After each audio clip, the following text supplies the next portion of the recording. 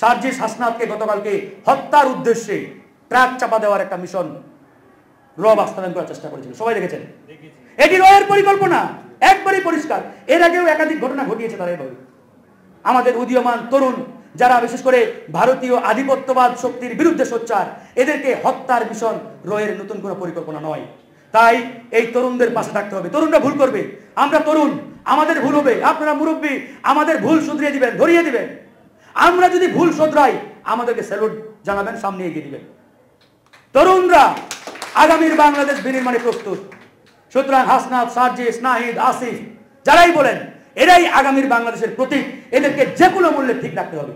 তারা ভুল করে আমরা সমালোচনা করি, তাদের এটা করবো আমরা, তাদেরকে সঠিক পথে রাখার জন্য। কিন্তু তার বিরুদ্ধে নিষেধাজ্ঞার, তাকে নামিয়ে দেওয়া, এটা সেটা এটা করা যাবে না।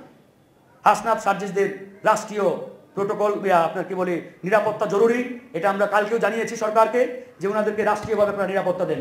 কারণ বাংলাদেশের পরতে পরতে লুকিয়ে আছে, বাংলাদেশের স্তরে স্তরে রোহের দোসররা বসা।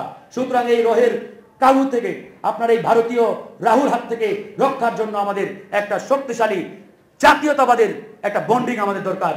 আমরা একটি নতুন বাংলাদেশ বিনির্মাণের শুভ সূচনা করলাম। আজকে যদি এই কাঙ্ক্ষিত সংস্কার না করে একটা নির্বাচন দেন, আমি চ্যালেঞ্জ দিয়ে বলতে পারি, এখানে মুরব্বীরা আছেন, আগামী 5 বছর কিংবা 10 বছর পরে আবারও রাজপথে আমাদের তরুণদের জীবন দিতে হবে 100%। আবারও লড়াই করতে হবে, সংগ্রাম করতে হবে। কেন? অধিকার আদায়ের জন্য। তার মানে কিয়ামত পর্যন্ত আপনি খালি সংগ্রাম করতেই থাকেন, লড়াই করতেই থাকেন, জীবন দিতেই থাকেন, লাভ নেই। এই জন্যই আমরা বলেছি কাঙ্ক্ষিত সংস্কার করেই নির্বাচন, তার আগে নির্বাচন নয়।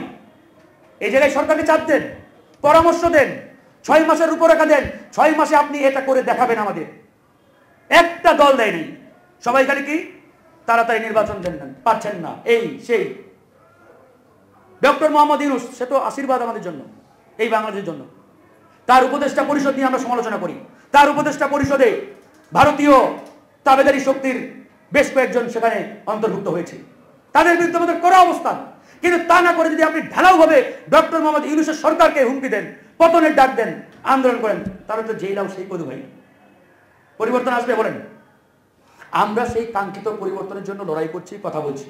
আপনারা সিনিয়র সিটিজেন এখানে আছেন, সামরিক বাহিনীর অফিসাররা আছেন, আমাদেরকে কথা বলতে হবে, আমাদেরকে এখন থেকে মুখ খুলতে হবে।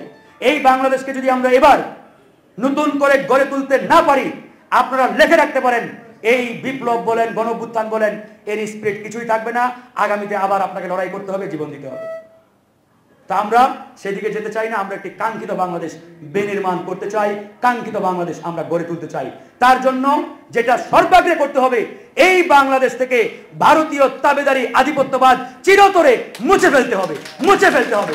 এবং ভারতকে স্পষ্ট বার্তা দিতে হবে, তুমি যদি আমার সাথে প্রতিবেশীর সম্পর্ক রক্ষা করতে চাও, তাহলে বাংলাদেশের জনগণের চোখ দিয়ে দিকে তাকাও। হাসিনার চোখ দিয়ে বাংলাদেশের দিকে তাকাবে না। জনগণ সেই চোখ উপড়ে ফেলতে প্রস্তুত। এদেশের মানুষ তোমাকে দেখে ভয় পায় না, এরা জীবন দিতে প্রস্তুত, জীবন দিয়েছে, রক্ত দিয়েছে। সুতরাং তোমার ওই পারমাণবিক বোমা সামনে ফিট করলেও বাংলাদেশের জনগণ ভয় পাবে না ইনশাআল্লাহ। এই জন্য বন্ধুগণ, এই আওয়াজটা তুলেন। 18 থেকে 30 বছর, এই 12 বছরের যে টাইম লাইন, এই 18 থেকে 30 বছরের প্রত্যেকটা যুবকের জন্য 6 মাস ন্যূনতম সময়ের জন্য একটা সামরিক প্রশিক্ষণ বাধ্যতামূলক করতে হবে। তবেই আমরা আমাদের যে সার্বভৌমত্ব, এই সার্বভৌমত্বকে আমরা টিকিয়ে রাখতে পারবো ইনশাআল্লাহ।